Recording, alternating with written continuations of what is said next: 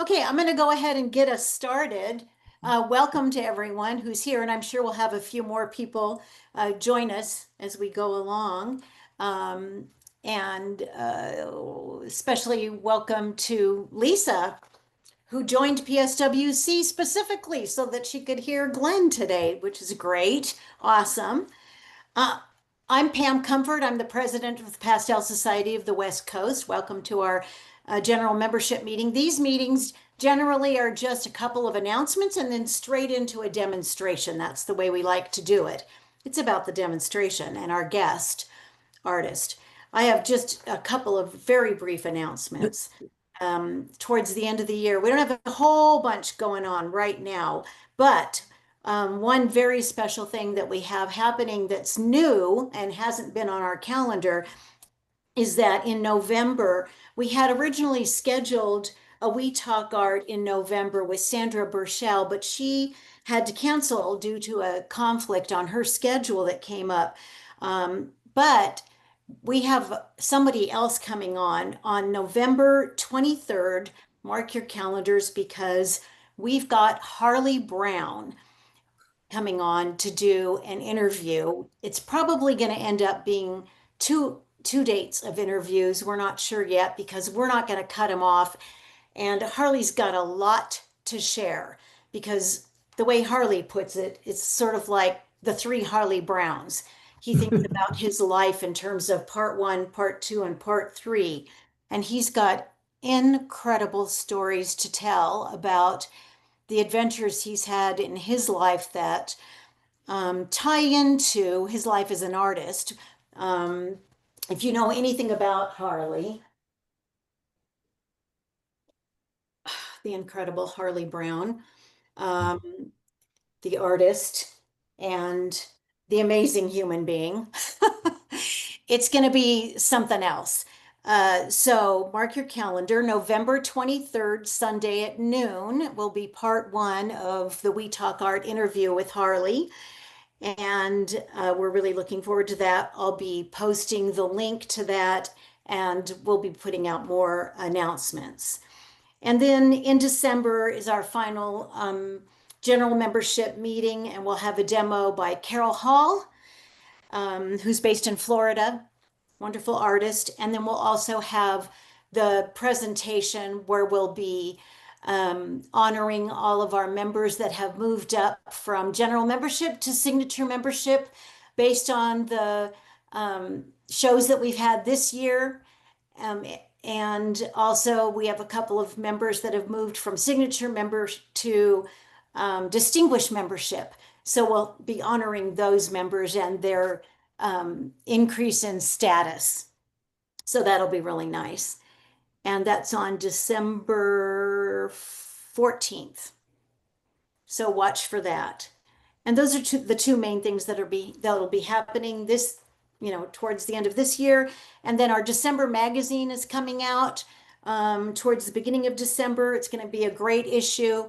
It's going to have information about, all of the activities that took place this year. Plus, the feature article is going to be Carol Strock-Wasson. So that should be very interesting. Lots of images of her art and the interview with her. And then lots of information about all of the We Talk Art interviews and the demonstrations and everything that's going to be going on in 2026 will be included in that issue. So watch for that. And I think that's it as far as announcements right now. And I'm going to let our guest artist, Glen Maxion, tell you a little bit about himself, and then we'll move on to his presentation and demonstration. Okay, how do I get myself on the screen? Oh, there I am. Hi, thanks so much for logging in this morning. I love to share my art. I love to share what I'm doing and everything. Let me tell you a little bit about my background before we get started. And I'm actually a retired special education teacher, 32 years, working with high school age, transition age youth with moderate to severe disabilities. And all of the time that I was teaching, which I was very passionate about, I was also painting and exhibiting my work because my art is something that I really have done lifelong, and it's something I've been more than passionate about. I kind of feel like uh, our DNA holds the need to express ourselves visually through drawing and painting and art in the same way that we acquire language, that it's just a natural thing for children to learn language and to try to express themselves both verbally and pictorially. It's obvious when you watch your own children grow and your grandchildren and so on, the importance of art in their lives and so on. We kind of lose the language a little bit, unfortunately, a lot of people. But those of us and those of you who have found it really part of their, who they are as people and part of the way that they explore the world, understand the world, and express their understanding of the world and share with others and part of a community, how important doing the art is. So I've always been very invested in my painting and drawing, and I've always been particularly interested in doing people. I did a lot of life drawing when I was younger, the working with the model, and I found that what was most interesting to me were the very quick gesture poses and the posture that the models took in between poses when they weren't posing. I also found it very most interesting to view people and observe them not from the front of the pose. I would always move around and seek other angles and directions so that you had a sense of a more candid observation of people just being themselves. It's what I always found most interesting, but I also found in working with the model, because I would always go to like these group drawing things. So we'd pay $3 each and split models fees to get 3 hours of drawing a couple times a week and so on. Even in college, when I was taking history and philosophy classes and learning to be a teacher and taking special education, I'd always go down to the art studio and just draw the model from the balcony in between classes, because I did not take any formal art education. I'm really, as much as anybody can say, self-taught, although we have amazing access to through videos, through the internet, through museums, through books, through the community sharing of places like Facebook and so on. We have access to so much of what's going on in the art world and so much that we can learn from one another. But anyway, I felt like I was kind of at a kind of at a crossroad where I didn't feel like I was making progress, and felt like I wanted to do people outside the studio. I wanted to do people in natural settings. And living in San Diego and close to the beach, it just seemed a natural place to go observe people, see them moving and interacting and relaxing and just going about what we would typically think as very commonplace, simple gestures and movements that express so much about how they were feeling and their relationships with one another and with their environment and all of that, that they kind of replicated what I found in the studio as that I was most attracted to, that spontaneity, that in between poses, and so on. So I started doing reference photos and so on, so I could do sustained studies at home and in my studio, and come to try to really understand those gestures and interactions and movements. So that's how I kind of evolved into the whole beach thing, and it's very much stayed with me. We had 5 grandchildren, and I had opportunity to take lots of pictures of them, and from an early age. And I just go down to the beach and I do a lot of shooting down there.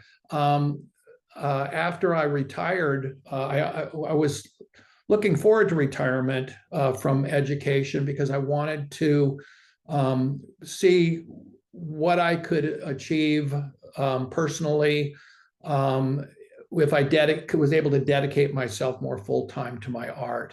And I really looked forward to that. So when I did retire in 2010, then I started where I had been, maybe drawing a couple days a week. I got where I could start being out in my studio, 5 to 7 days a week, and spend many more hours studying and drawing and exploring ideas and so on.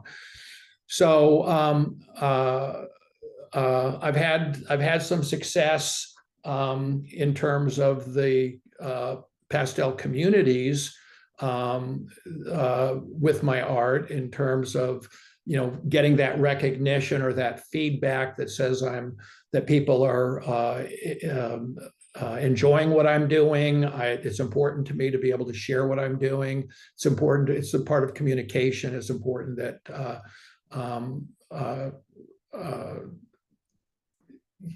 to get my work out there a little bit, and I do appreciate the success that I've had with doing that. This is my studio, which is my garage, and the washer dryer in the background and storage. It's also our pantry. But my setup, we have a north facing house. And so I opened the garage door and I have north light. Hey, Glenn, are you Yeah. are you sharing a photo with us? Because Oh, I am so sorry. You know what? I got to go to share. yep, I thought I was there. So okay, I'm going to do share. Thank you so much. Okay. Are we there? yep. Okay, that's good. Okay. Now we're back in business. Oh, thank you. I was rambling and not thinking. And so this is my studio. I have a 55-inch monitor next to my easel. I generally, I'll talk a little bit about my setup. I know it looks like chaos, but there is some order to it. But I use the monitor. I have my laptop connected to the monitor with Wi-Fi, with Photoshop and Lightroom on it. And I primarily work off of an image that is roughly the same size as my paper, so that it's almost a site size approach to the when I'm doing my drawing and mapping stuff out. It allows me to make quick adjustments to the photograph. If I need to crop, to zoom in or zoom out, to try to look at an area more closely, change the exposure if it's underexposed and I need to see something more clearly, and so on. So my assortment of pastels is quite varied. I have Unison, Schminke, Rembrandts, Terry Ludwig, Giraud. I've got just about all of them. Many of them I got through as awards that just added to my collection, and expanded my color options. I probably have way too many colors. I do find myself searching for that one that I just ran out of that I didn't remember the name of or write it down, and then find a replacement for the uh, when I do my painting process starts at the beach with my camera. I shoot candid photos, either of family, friends, or just beach goers in general. And let me interject. I apologize for jumping around a little bit here, but the please feel free to, if you're muted, to unmute anytime you have a question, and to just jump in with your question or comments. Anything at all. I appreciate when things like this can be a little bit interactive, and I don't want you to hesitate to just call out anything. You can also write in the chat room if you prefer to do that, and Pam will read the questions out then, if you didn't. Yeah, I have a question, Glenn. It's Lisa. So obviously I'm approaching dramatically scaling back my work life. And of course, the biggest change is when you have more time. What would you cite as both expected and I was more interested in kind of like unforeseen benefits of leaving teaching? Like what were some of the things that you were kind of most surprised happened in a positive way with your art practice? And then were there any unexpected challenges? Um, I think that because I so enjoy just the time I spend doing my art, that the obvious thing is I was I was just doing a lot more drawing, and I think with the drawing and the time spent, I could explore ways of drawing, approaches to my drawing, ways of working, and so on. Um, I didn't have to think about uh, necessarily trying to create a piece of work so much as engage in the process, and that meant a lot to me.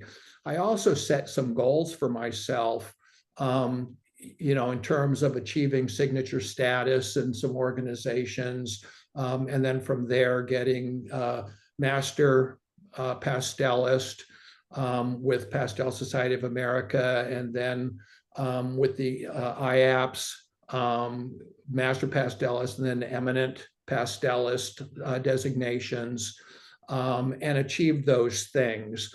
So I kind of each year in retirement and leading up to retirement was kind of setting myself up um, uh, for engaging more in the art community a little bit, and getting my work shared more. Prior to retirement, while I was exhibiting I wasn't as committed to getting my work out and seen. I was more focused on just understanding the figure and how to draw it and how to paint it. And I reached a point, and that was part of what drove me into wanting to retire. I reached a point where I was uh, um, feeling that I wanted people to start seeing what I was doing. And so that gave me that opportunity to start really promoting my work. I also got very sick, and I ended up in the hospital for a period of time and stuff, and some stuff, was diagnosed with leukemia, and which was very treatable. Fortunately, it was a rare kind. It all worked out great. But it does cause you to rethink what's important to you, and the things that, or at least think seriously about that. And the things that I came up with that were most important were my family and my art. And that was kind of one of the things that says, so I need to commit myself to my art. I want to do that more fully than I've been able to with a teaching career and so on. So I loved my career as a teacher. I loved the kids. I loved what I was doing. I felt what I was doing was important and valuable. But I was ready also just to move on to focus on my art. So anyway, I was I was able to got invited to be and featured in Pastel Journal a couple of times, as well as getting into things like the Pastel 100 exhibit, show in the Pastel Journal. Got into some international magazines that reached out to me to feature my work and such. And all of those things I found really rewarding and successful as far as reaching an audience and finding that people did, my work did resonate with people.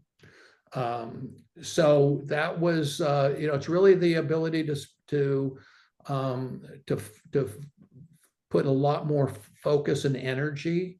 I can't think of anything negative about it. I just love doing my art, and that process. It's a way of thinking for me, of reflecting. It's a way of it's a kind of meditation. It's also a constant learning process, and so on. So I hope that answered a little bit. Yep, thank you. Thank you very much. Yeah. Yeah. What I heard is you had some habits in place already, right? Yes, And then there were these unexpecteds that you were, particularly leukemia. I'm so glad to hear you're doing well, and some unexpecteds, but you already kind of had the habits in place, which is good. Thank you, Glenn. I Yeah. did. Yeah, I was always, even from when my own children were first born. I mean, when we were first married, my wife and I were married. We're married over 50 years now. She has tolerated me and my art that full 50 years, because from the very beginning, I was always committed to time in the studio and to time drawing. And I had that, it didn't feel like discipline, but it was very, very much commitment to trying to draw and learn art and so on. And then after I retired, I taught pastel classes at a local art school for a few years to pick up some Social Security points. And I would have to say the benefit of that was it really forces you to not only do art, but to think about what you're doing and how you're doing it and why you're doing it and the choices that you're making and so on, and become much more conscious of your process. That was very, very helpful. So this is a contact sheet just to give you an example. These are this is Bella and Sophia, who are the grandchildren of one of my coworkers, and we went down to the beach with the grandkids, and so that I could shoot some pictures of them. And I probably took about 70 pictures of the two of them playing together individually, sitting with their grandmother, and so on.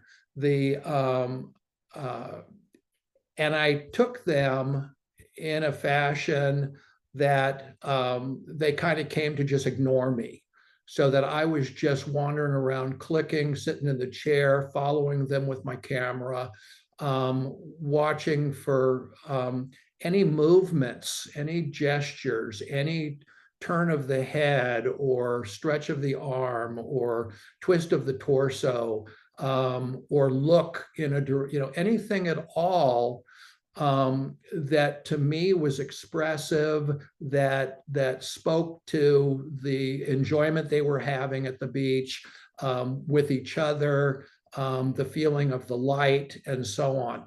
So out of those 70 plus pictures, I selected a group that specifically showed the two of them interacting. I was very interested in getting some paintings of just the two of them with each other.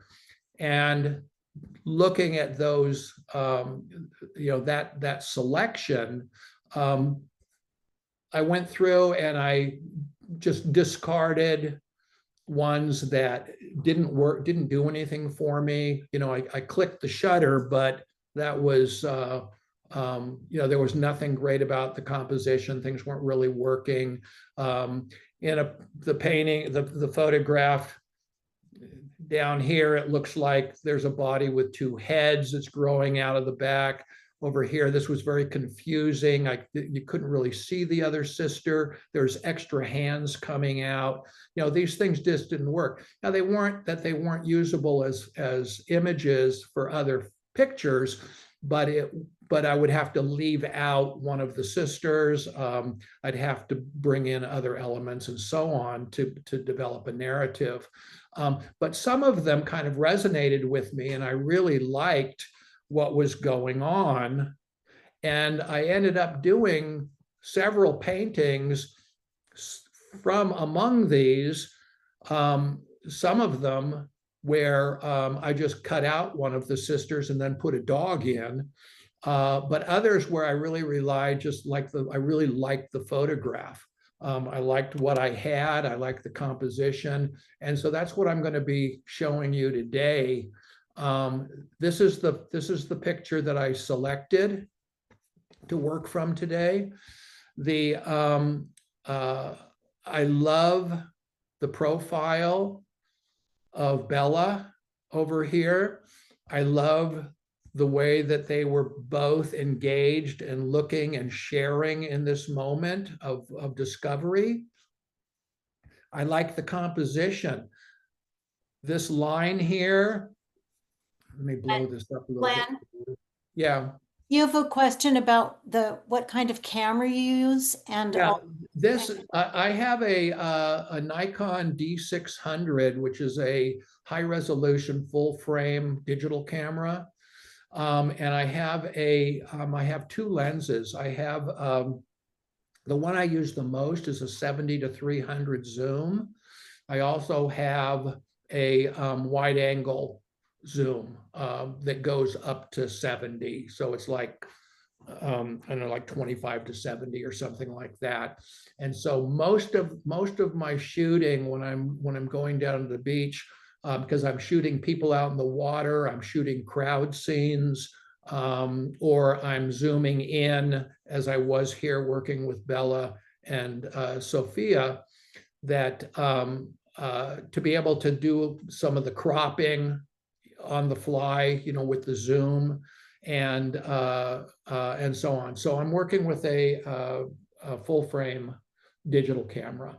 I do also take pictures with my phone, but I prefer using the full frame camera. I can take a picture of people out in the ocean, and because of the high resolution, I can zoom in, and it's as if I was standing 10 feet away from them. In terms of seeing them. Anyway, the composition on here, there's a lot that was going on that I like. This right around here where her eye is about a third of the way down. The other third of the way is right around here where Sophia's face is. And the vertical line here is just about at the 1/3 where the two faces are. So we've really kind of got that classic division of thirds with the composition and the placement of the faces and the bodies. The other thing I liked about it was I liked the repetition of shape. I like this triangle that was formed along her back and then down the arm and straight down from the top down and then across the bottom. So we have a triangular shape here that's repeated in the angle of the arms over here, the angle of the leg. There's this repetition of triangles. And I also just like that little twist of the neck and the head here. And I love the light and the cast shadow coming off of the hair, coming over the shoulders. And I really like the strong directional light that revealed the planes of the light and shade in the back and the arms and the cast shadows on the legs and so on. So there was a lot going on here that really attracted me to this particular image. I'm going to start the video that I did of doing this. The first thing you'll notice on this is the drawing that's on the paper already. And this was a first just a very quick, I'm using Vine charcoal, I'm using Canson My Tent paper. I've got about 10 sheets of paper underneath this piece of paper. So I'm not working on the board, I'm working on a cushioned surface. And this is part of, I'll frequently start something by just drawing, placing, looking at size, exploring an idea, and so on. And then just wiping it off. I use just rough paper towels. I like the cheap ones. They have a little tooth on them, and so they wipe off. I use Vine charcoal medium for my drawing, and I just wipe everything off. So when I start my drawing, I'm not going to be really referencing this at all. I'm going to go ahead in and just start with a gesture drawing. I use a lot of different drawing techniques or approaches when I'm starting to lay out my image. A lot of gesture drawing, a lot of almost blind contour.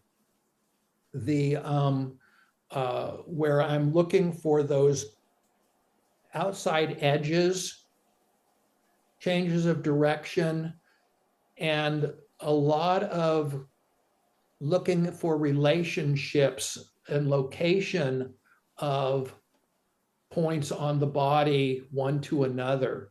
So I'm looking, where does that shoulder come off under the chin and the neck? And then I'm just following, like you would with a contour drawing, my eye on the photograph or on the reference photo is roughly in exactly the same place as my charcoal is on the paper. So my eye is right there at that elbow crease. I'm trying to match the angles and judge distances by moving my eye and my charcoal at the same rate so that my eye stays at the same place. I'm also looking for destination points so that I'm saying, I'm going from point A to point B. How am I going to get there? And I'm following that shape as my eye is moving, and I'm thinking of destination points. I'm also looking at relationships between elements in the drawing. Where does the bathing suit top come off of the arm? Where is it in relationship to the front of the bathing suit? Where is it in relationship to her face? And I'll be making some adjustments to those things as well as I go along, because I may have judged them, what I would say, incorrectly, and need to reevaluate some of those things, like maybe some of the angles or the thickness of something or the length of something.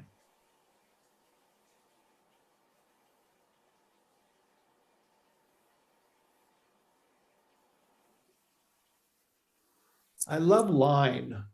I love the variation in line, the changes of thickness and how expressive it can be. Changing the speed that you move as you're exploring the image, the shape,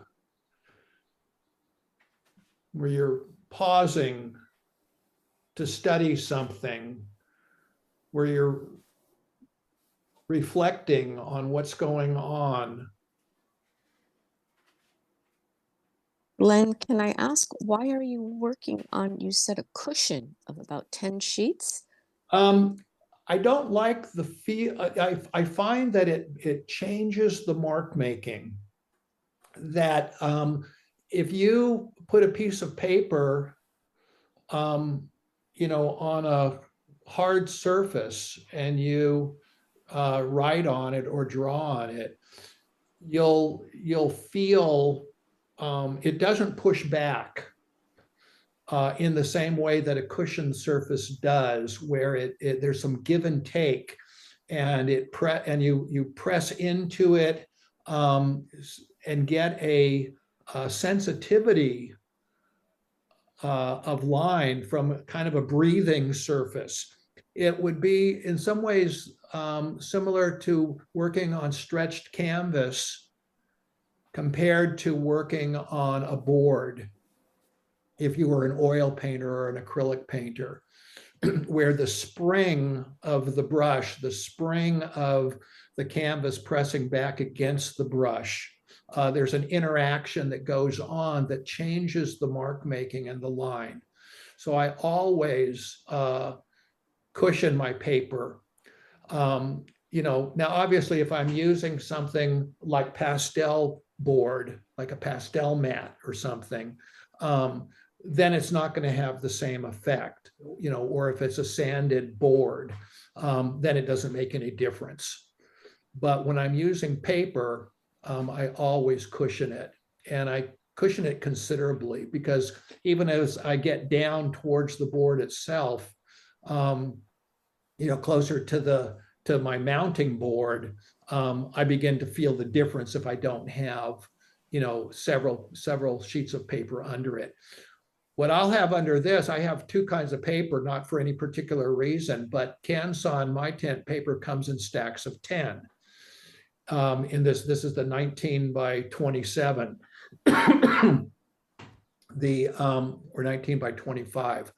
And it comes in stacks of 10. So I'll put all 10 pieces of paper up on the board with my clip. So that gives me instantly a pad of paper. Besides that, underneath it, I have another probably dozen sheets of just drawing paper that I just keep on the board all the time, so that even when I get down to my last sheet, I still have the cushion. I don't have to really think about it. I couldn't agree with you more, Glenn. Last year I took some classes with Richard Suckling. He's in the UK. He's not a UArt guy. The United States is like UArt I just Central. lost my. I'm sorry. I thought I was trying to turn you up, and I Okay. ended up muting myself. So Okay, so Richard's not a UArt guy. Here in the States, everything's UArt, UArt, UArt, UArt, and every student goes, well, I better be using UArt. I switched to his paper, La Carte, and I have started piano in 1968. When my Pastel touched that paper, it was a totally new world for me. My work catapulted forward. I really had no idea, nothing against you, Art. I had no idea the extent to which I was not using the right paper for me. And so I guess I find it very limiting when teachers list the papers and everyone goes, well, I better get you, Art. I can't encourage people enough. Take a walk on the wild side. You might be very surprised what feels best for you in a type of painting that is so tactile. Yeah. Oh, I love that. I love hearing it. I'm going to pause this for just a second. Yeah, the paper makes a big difference. But I love the sentiment that you have to find the right paper that works for you. And I've done some things on pastel mat and sanded surfaces and stuff that I get very excited about. But it's a very different experience. And my personality and the way that I work, I don't do thumbnails. I don't pre-plan everything. I work on the fly, and it's a personality thing. It's the way that I engage with my art. Maybe my art would progress differently, maybe more successfully, whatever. Maybe I'd have fewer failures, working a different way. But this is the way that is most reflective of me. And Canson gets a bad rap from a lot of people. And people say, I just can't work with it. I don't know why I can't, it just doesn't, can't get it to do what I want it to do, whatever. I don't know if it's habit or what, but you develop an approach and technique that lets you be successful with the materials that you've selected and so on. So I love the sentiment that you've got to find what works for you and works for your style and for your personality and so on. I couldn't do this kind of wiping off and redrawing and what I do with I couldn't do that on pastel mat, on a sanded board or something. I couldn't explore in the same way that I do here. What I did, if you caught it, is after I had the drawing, I wiped the whole thing off very lightly, and then I started over again, not tracing it, still looking at this, but kind of rejudging. Do I have these angles right? Is this how I want? Is this where I want things to go? I'm going to move some things around just a little bit. I've speeded up the thing here because you don't need to just watch me draw for 3 hours. But I'm just kind of rethinking it.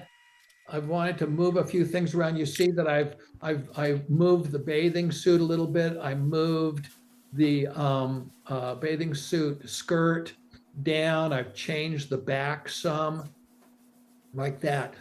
Now I'm happy with what I've got. I've got my roadmap. I'm going to start blocking in my shadows. I'm big after the drawing. The drawing is about shape and about line and gesture for me. When I move into my next phase, I'm concerned with shape in 2 values. I want the shape of the shade, and I want the shape of the light. My drawing was about the shape of the people, the figures, and the gestures of the people. Now I'm interested in the shape of light and the shape of shade. What I'm using to differentiate the light from the shade is what's called the terminator, which is where the form turns away from the light. And so I'm looking at that shadow, that shade, but I'm distinguishing it from the light by either the edge of the subject or by the terminator, where the subject turns away from the light. Now, shadow is basically three kinds of shadows. There are form shadows, there are cast shadows, and there's I'm just blanking now. It's where things actually come to touch each other. And it creates its own kind of shadow, which is the darkest of the shadows. It'll come back to me and I'll remember it. But I'm simply looking at the edges of my figure, and most importantly, that terminator line. And you'll see it when I come in on this arm.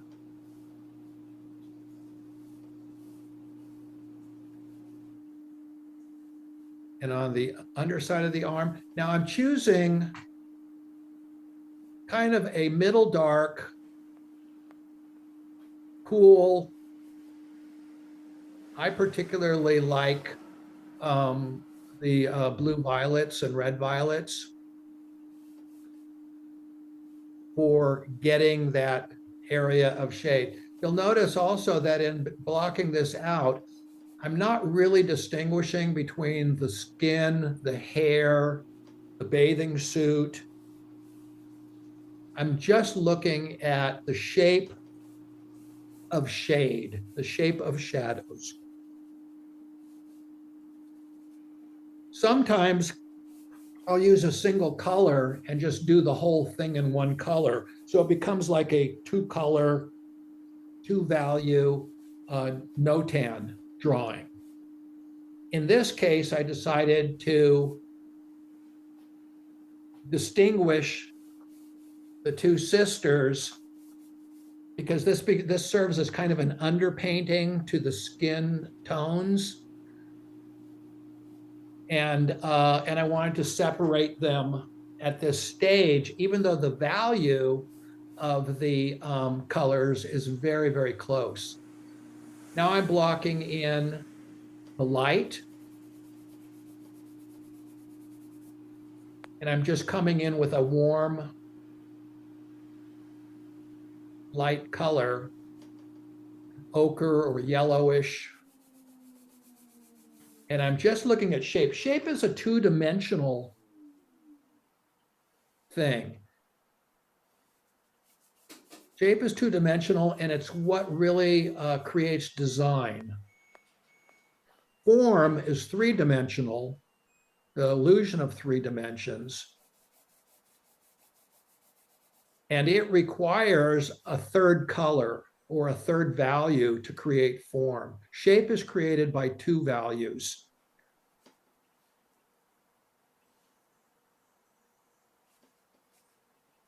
And form is created by at least three values. So at this stage, all I'm focusing on is shape. Now the form is informing me about the terminator line. And I'm also using some directionality in my strokes to kind of follow the form, even though I'm focusing on still as shape, a light and a dark shape.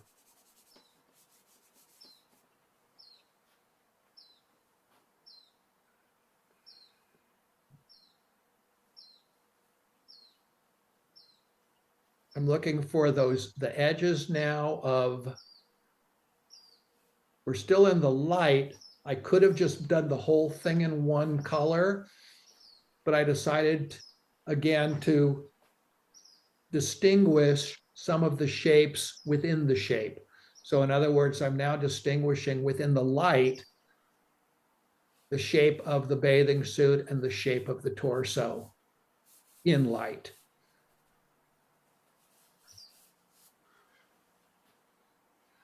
The other way that you can distinguish light and shade begin to suggest that is with temperature. So even though these values on the hair are very close to each other, between the violets and the kind of ochre colors there, even though the value is the same, the warmth that I added to the light area suggests the direction of the light. Excuse me. I love when you start looking at the negative space and the shapes that you can, using the shape of negative space to sculpt and carve the shapes of the positive space, the shapes of your subject. So I'm beginning to reveal more of the profile of Bella when I brought in that light on her sister's neck. And I'm almost treating the neck there as a negative space to help pop her forward.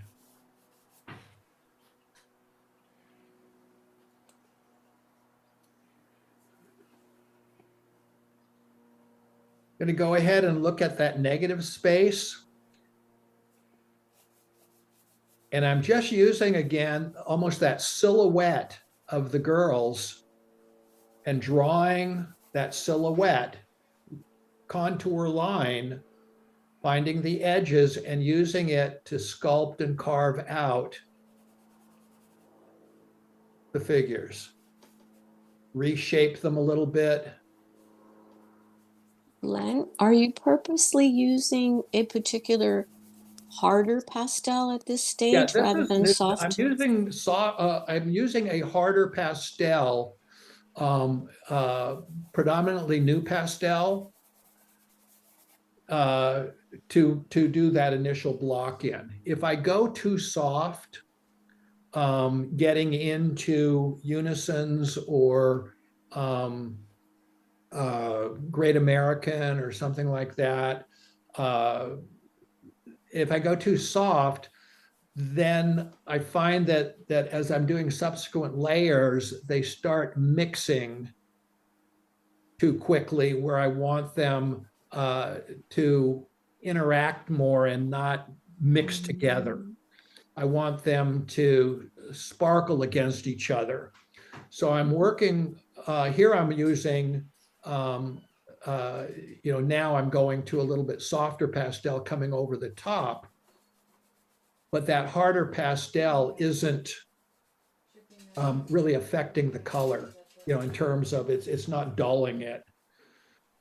And you don't use it's not muddying it at all. You don't use an alcohol wash at all on the Maxion paper?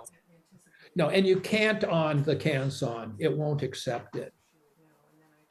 So even though this is going to be treated like an underpainting, and you'll see that when I start coming over the those shadows with reflected light and stuff, the way it completely changes the luminosity of the skin tones and everything. But you can't do that. You can't use any kind of a wet wash on the Canson.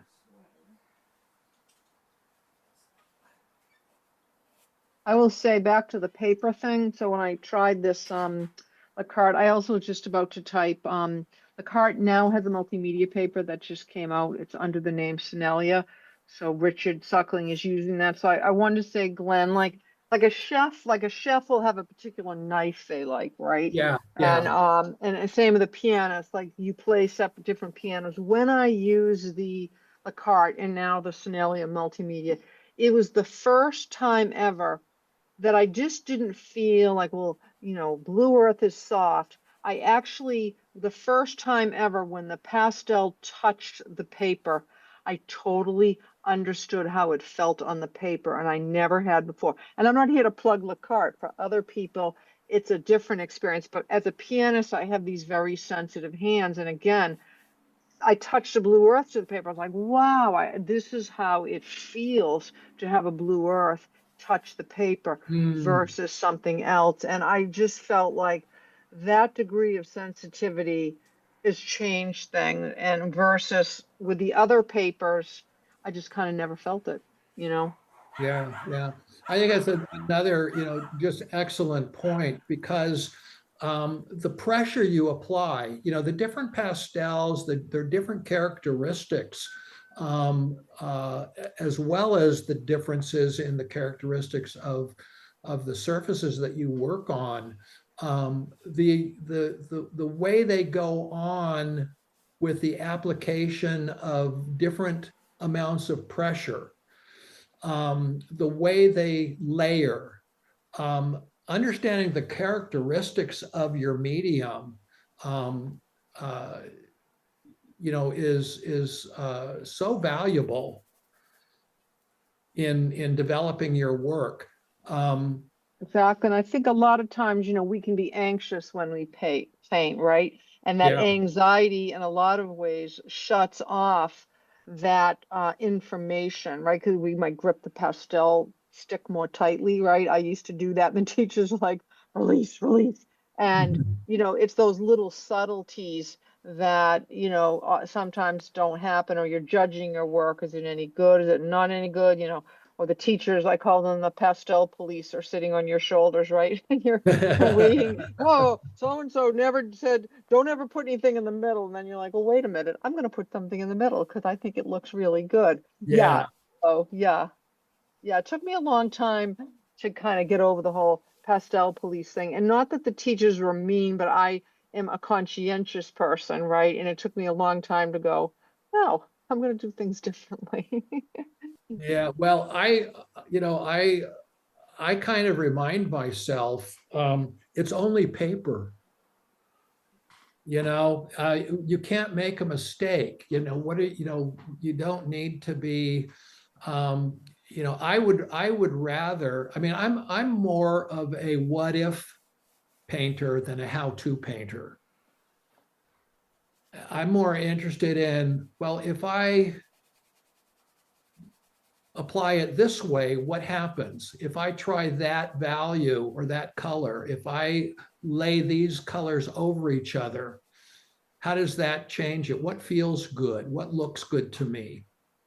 As opposed to having specifically mastered every time I approach this, I use these colors, I use these, uh, it's really is for me kind of an exploration. And as you see this painting develop, you'll see a lot of adjusting. Now, the adjusting, hopefully is informed by the knowledge that I've acquired in studying light, in studying composition and design, in studying color theory, in studying anatomy. The adjustments, I certainly hope will be informed by everything that I've learned. But I still find that it is adjusting, not formula application. It's a conversation with the painting. It's I say something, I stand back and listen. The painting says something back to me. I reflect on it. I speak back to the painting and comment again. Now look at what happened to the skin tone and the luminosity and the natural feel of the skin by laying that warm over the top of the cool blue violet.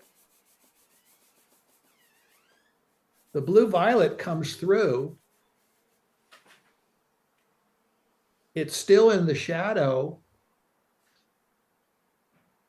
but I've created a luminosity by using, I think less about, I think in part, that it's a relationship of complements. But I think more specifically when I'm actually working in looking at the relationship of temperature.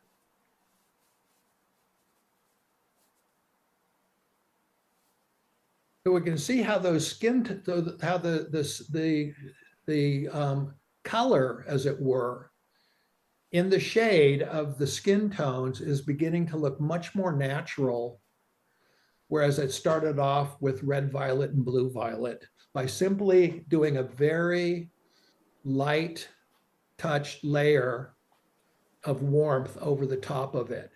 I don't want to cover it. I don't want to go in heavy and kind of obliterate what was under it. I want it to glow.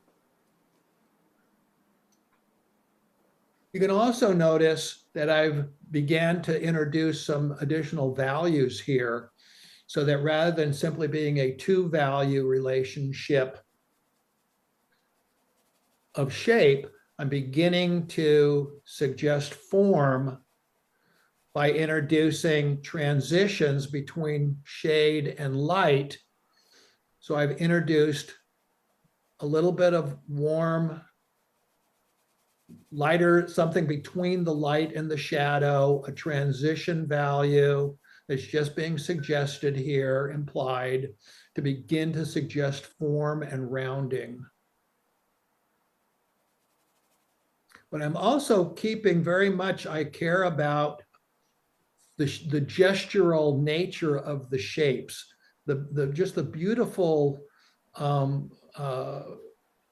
just love what's going on with this hand and that exploration with the pigment of the shape of the hand, and then still suggesting and implying some form into the forearm and the upper arm and the deltoid muscle and so on.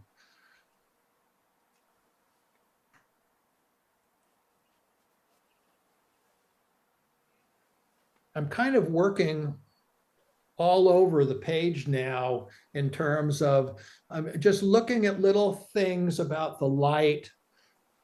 I'm thinking now that, oh, I wanna use that light that's catching one side of the shoe to help pop out that arm, give that contrast, a little sparkle in that area to move your eye around. I don't want it to become popcorny. I want to keep my darks connected,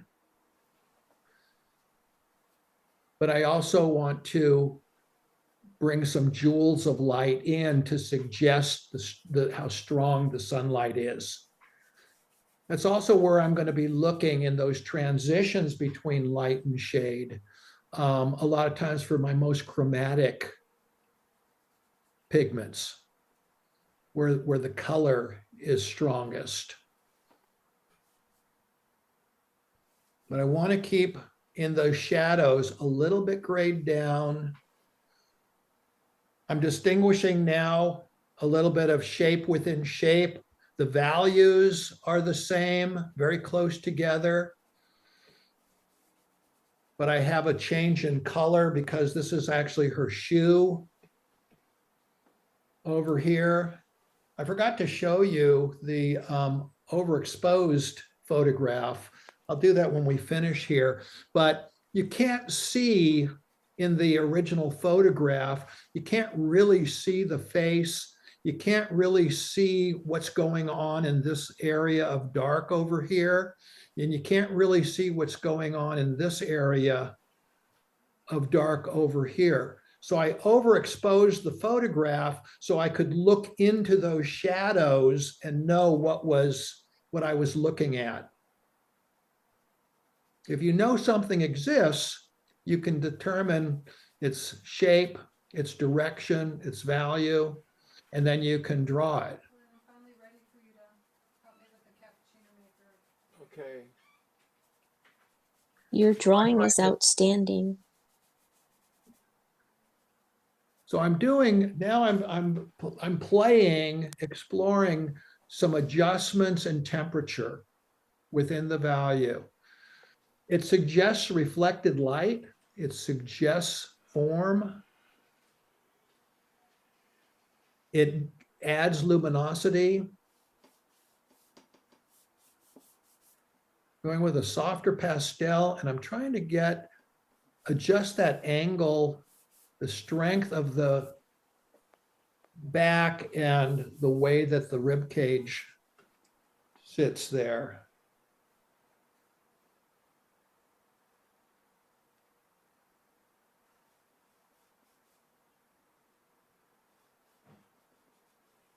Occlusion shadow. The occlusion, that's that little accent there where two things touch each other.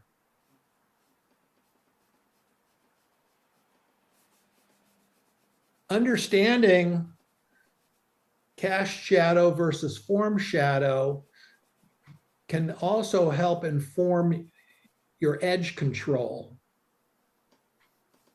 Cast shadows will tend to be harder edged the closer they are to the object that's casting the shadow.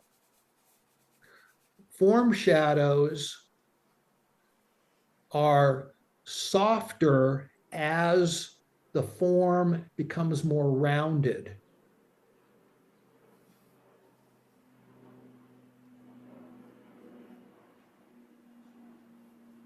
So if I want to show a more abrupt change in the direction of the plane,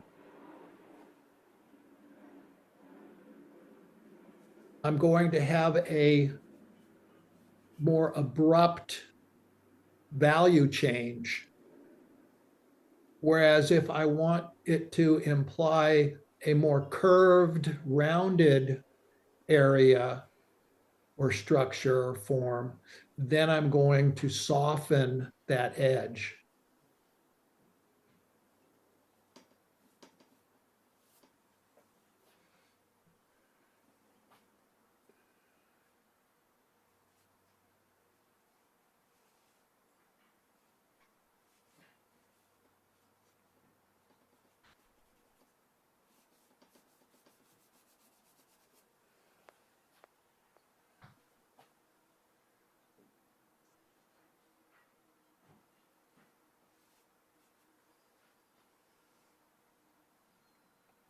I'm still trying to work through a little bit of that angle and shape there, the way that the bathing suit skirt wraps around the torso.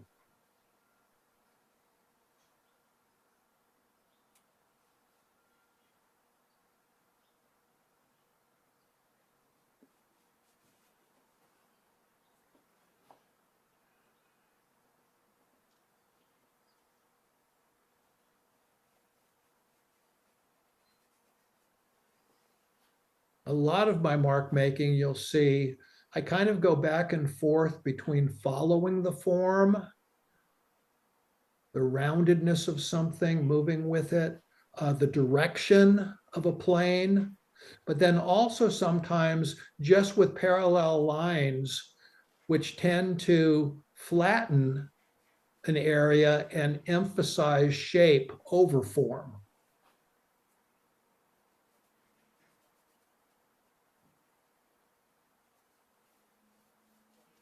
On that knee, the top plane, that cast shadow created on the knee against that strong light that's coming through and striking the knee, that occlusion shadow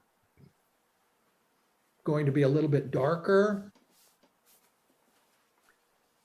It's going to be harder edged up against the light where it's closer, and then it softens.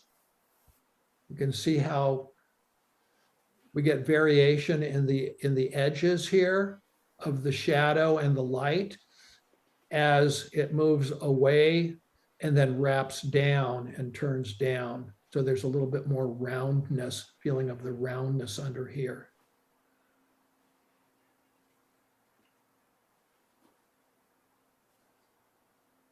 I had the shoe in the wrong place. I had it up here. And I looked again at the picture and I says, I've got that angle all wrong. I need to move it down. I need to adjust because as the painting is evolving, I'm beginning to see things that I didn't see before. I'm seeing relationships that maybe I missed. That I had something too high or too low, or I had an angle I want to change a little bit to get a better sense of the gesture. Excuse me. And come in over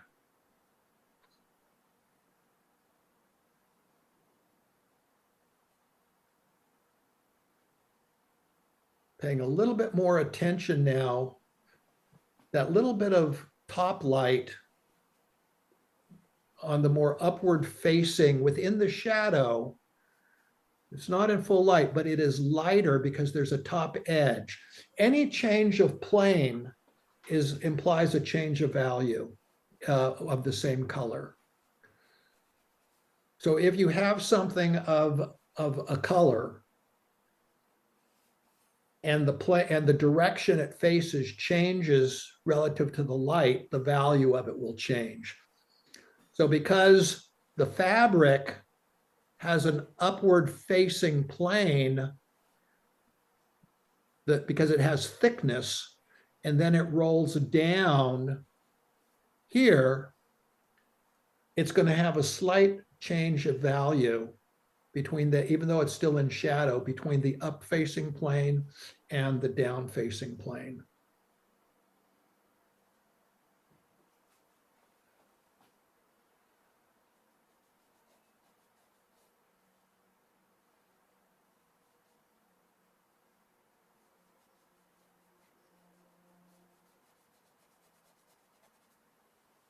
I'm just continuing to just very slowly layer in those temperature adjustments, warming and cooling.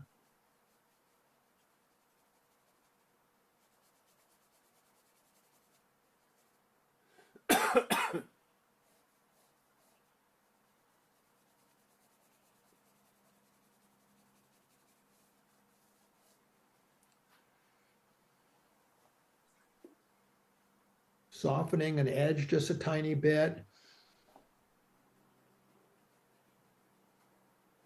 I particularly like to go in very warm on shoulders, cheeks, and noses and ears.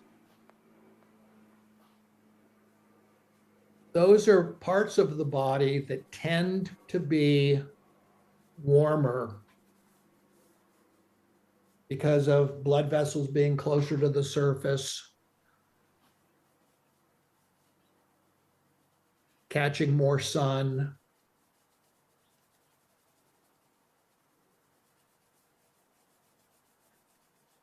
Now I'm following the direction of the form a little bit more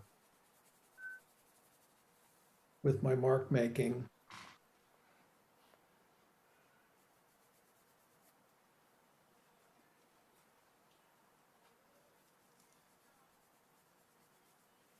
I'm going to smooth that transition. I'm going to look at that plane change.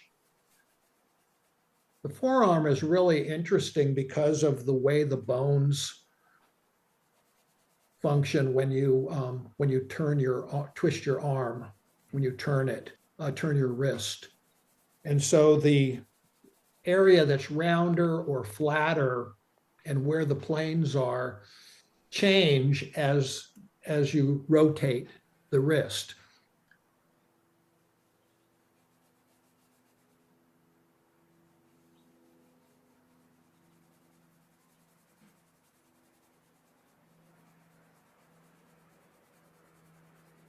I've gone too light under there. I want to bring it back down again.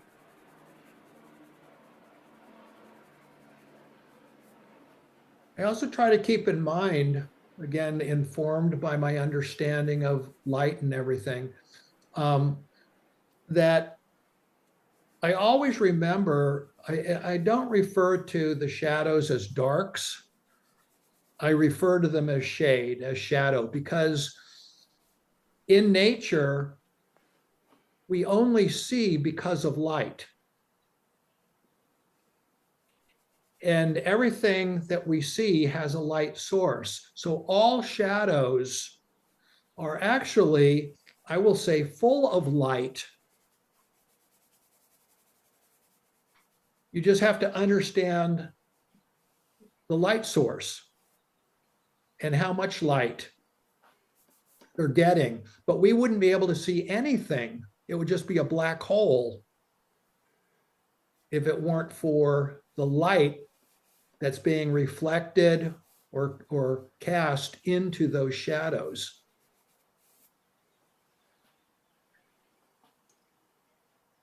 As a general guide,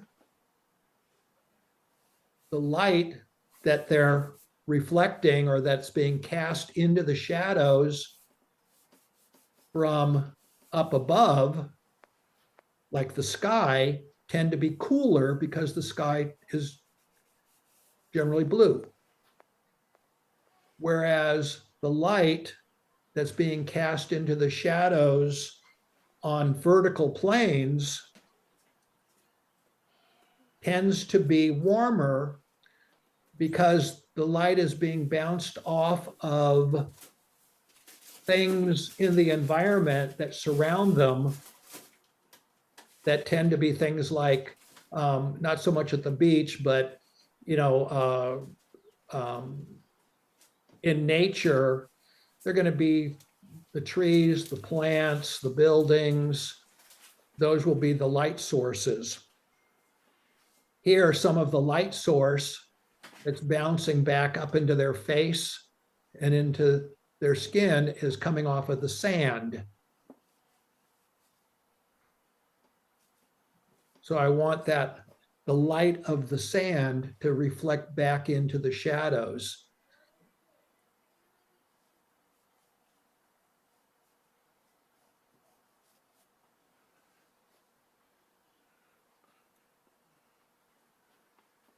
The other thing that I keep in mind, like when I'm looking at the temperature in the faces, is as a guide, there are 3 zones of color in the face.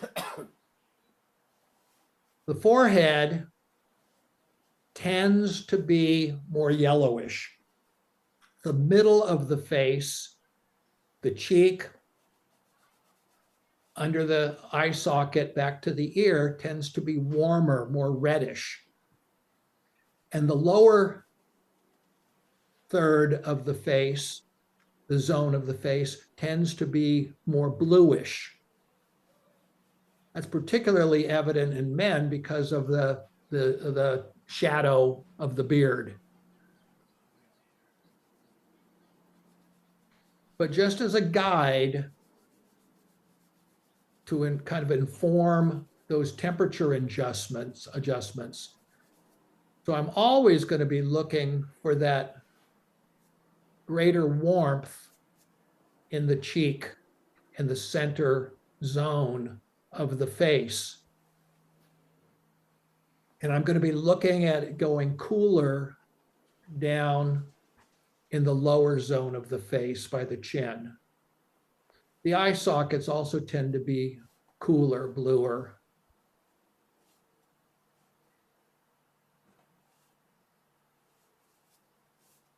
And that'll also, of course, be affected by the light source and the shadows and so on. Strengthening some of those values, pushing some of those values to carve out and sculpt the shapes of the figures. It just starts making them pop.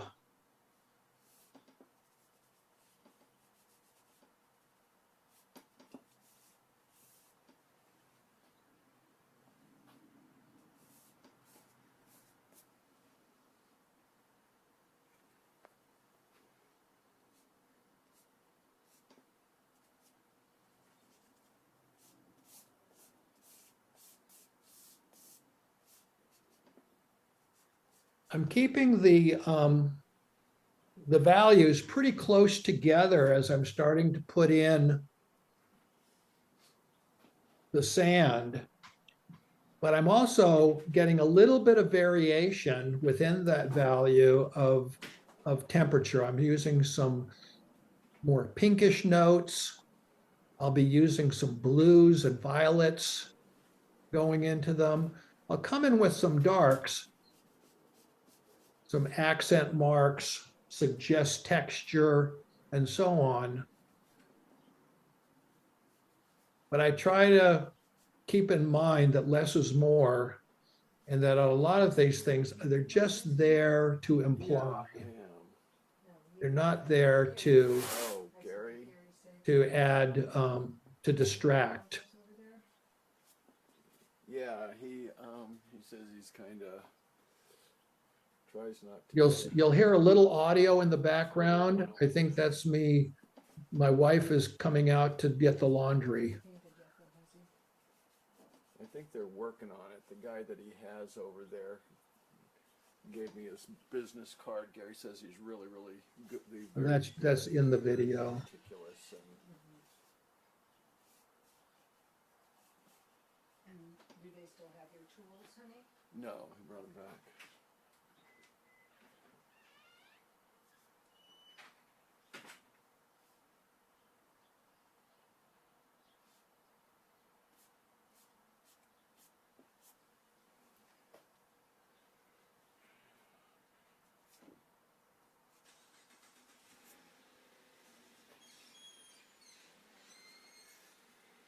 I kind of like scribbling a little bit and using line.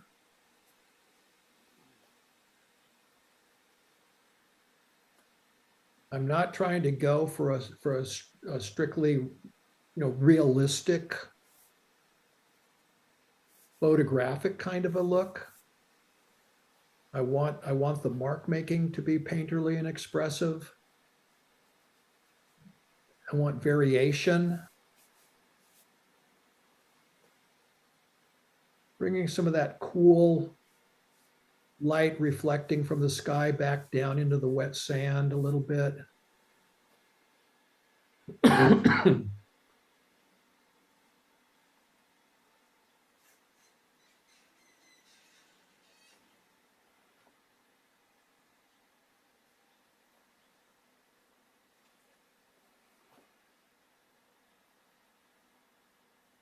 I decided to adjust this and go a little bit darker.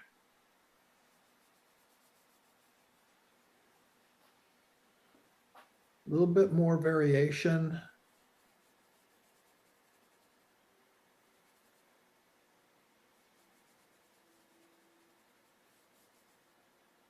Letting the other color still show through, keeping the shape, but also that little bit of change of value and color as the torso ducks underneath, more pronounced, and lays up against the knee.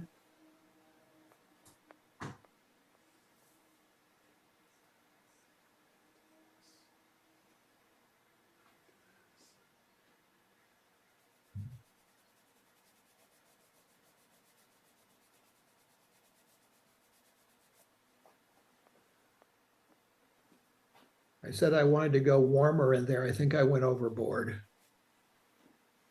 But that's okay. I'll just come back in and adjust it down.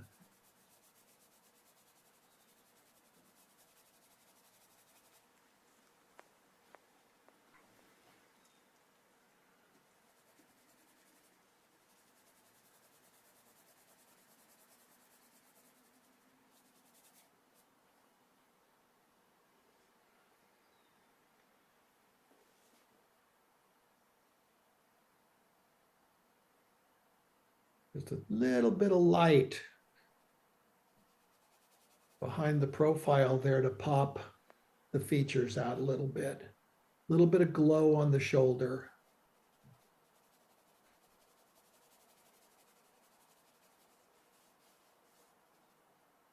There's generally a little halo as the form turns around out of view before it goes into shadow.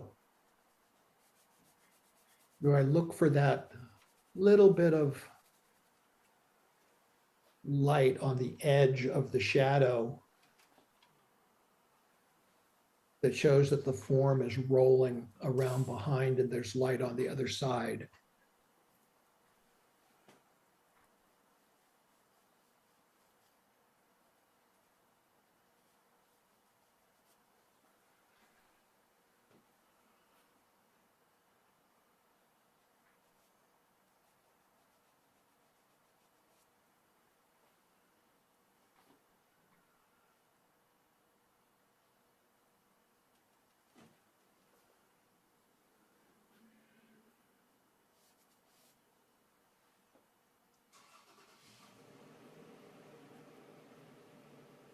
I find a lot of times too, when I'm painting, that I'm kind of, especially when I watch myself paint, I don't realize how much I do it sometimes, but I'm very much uh,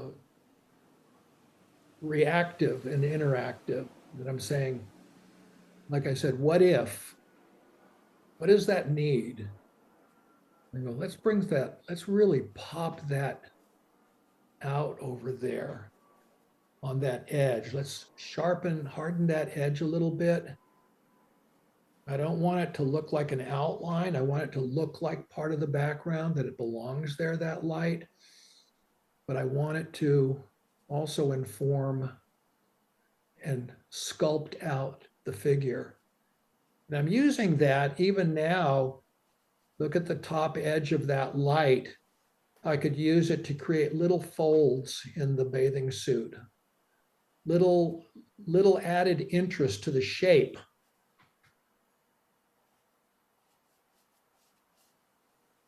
Making the shape a little more organic.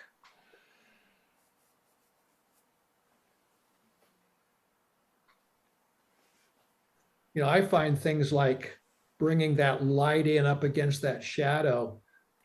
When I do that and I see the effect, it excites me. I just go, that is so, what a beautiful shape and edge, an organic shape that is within this setting.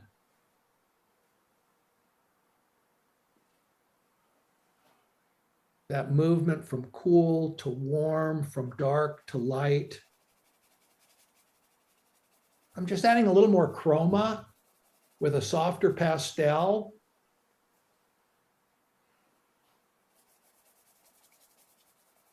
Into the water.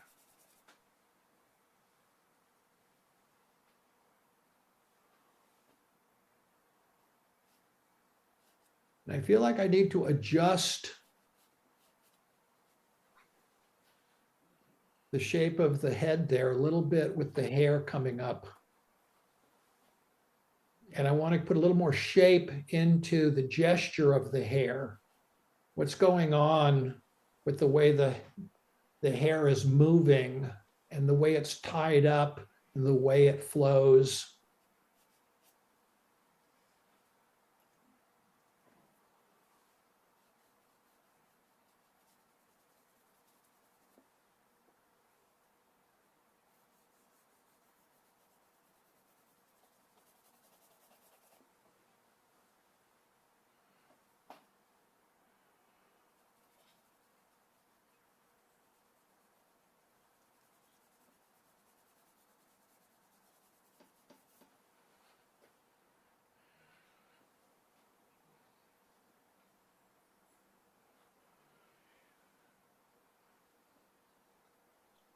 Let me see how we're doing here. How are we doing on time? Well, we've had a few people that have signed off for now. Okay, We're about an hour and a half in. It's okay. I can speed up the video if you want to just kind of make our way to the end of it and see the finished result. I think from this stage, I'm going to be doing, you know, like I said, a lot of small changes, little adjustments, and so Yeah. on. Okay, yeah. Okay, I'm just gonna We're just going to start. We have comments from folks about really appreciating the presentation and loving the idea of drawing and wiping off the drawing and being able to tell that you're definitely a teacher. Once a teacher, always a teacher. Yeah. Yes. I threw in the cast shadow and the hair here and the little elements.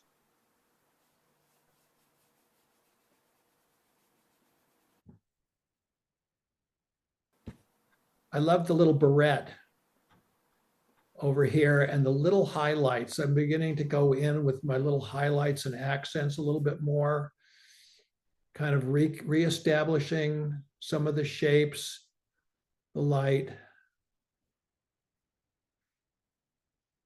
bringing some flecks of hair down. I'm tapping on the board to knock off some of the loose pastel, because as I'm layering, I'm now beginning to get powder that isn't sticking, and I want to get it out of the way.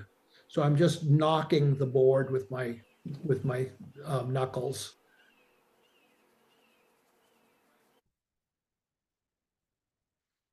Going darker to pop all that out. I brought in over here, I decided to push the light up on the top of the hair.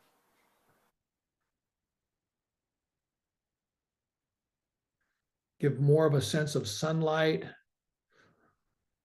the curliness of it.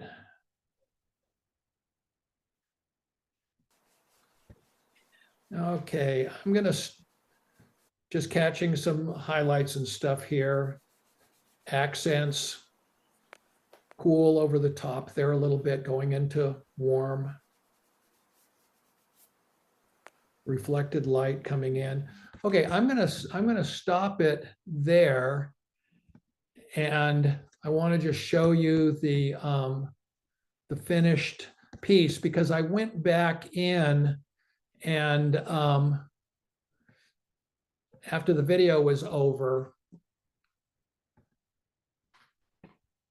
So there's the finished painting. I brought some highlights, a little bit more light up on top. I put some texture and some pattern into the fabric over here and inside the shadow over here. And then I put my signature, decided to place it on the left over here because I thought that it aided in the composition and the balance, and it was consistent with the other mark making over here, and it didn't jump off the page, but it still gave me a nice place to sign. So that was it. How do I turn this back to you now? Well, it'll still be you, but if you want to stop the sharing, you just go to remember how you did stop sharing? Yeah, you've got a thank you from Karen for the master class this morning. That's interesting how you talked about your consideration about your signature too, because we don't often hear about that. Uh-huh. Yeah, I'll sometimes try my signature. There we go. I'll sometimes try put my signature down and not like how it looks. I either made a mistake with the color or the location, whatever, and I'll just wipe it off or take up a paintbrush and brush it off, kind of go back over where I put it so that it isn't evident. It's just a correction, and try it again someplace else or in the same location, but it, maybe it need to be moved over a half inch or something, or overlapped with something else instead of by itself. So I do consider the signature as part of the composition and the finished painting that should be considered. Oh, that's great. Are there any other anything else anybody would like to ask? We've got comments. SA says amazing to watch, and to watch it evolve. So articulate with your thought process as you work. Great demo. Thank you, Glenn. Thank you so much. Your process is so fluid and unforced. People are already saying, can't wait to rewatch it. Really Oh, enjoy. I don't want to forget. I'm sure all of you know that this is going to be the last year of the IAPS convention in Albuquerque, New Mexico. And I am honored to be doing a demo at the IAPS convention this year. Awesome. Wonderful. So watch for that and be sure to at least stop in and say hi to me when you're at the convention. Wonderful. I'll be there. I would encourage all members who can to try to go to the convention this coming June in Yeah. Albuquerque. Yeah. Yeah, Uh, it'll be great. And it's the first year I applied to do a demo and was, like I said, honored to be accepted. It'll be a 3-hour, full demonstration. The it's kind of focusing on action and using shape to communicate action and movement and so on. Wonderful. So. Lydia says you can almost hear these little girls chatting away. Yeah, and also please visit my website, just glenmaxion.com. And if you haven't been there before, and take a look at some of my other work and also some of my seascapes. Also do oils, and my early work was in watercolor. The figure doing the figure in watercolor from life. But now I really 90% of my time is on my pastels. So thank you all so much. I appreciate you hanging in with me. I hope I didn't ramble too much. I, like Bruce said, once a teacher, always a teacher. I love sharing. Yeah, no, I think it was wonderful. It was nice to hear a little bit about your background and your journey, and you were very articulate in describing your process, which was really great. Great to hear. Well, thank you so much. Thank you for sharing that. We'll look forward to seeing you at IAPS. And thank you for taking the time this morning. We appreciate it very much. Thanks everyone for joining us. Enjoy the rest of your weekend.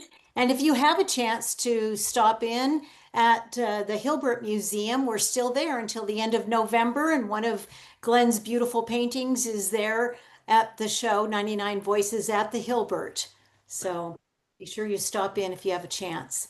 Thanks, everyone. Thank you so Thanks, much. Glenn. Bye-bye. Thank you, everybody. Thank Bye-bye. you. Bye. Bye. Bye-bye.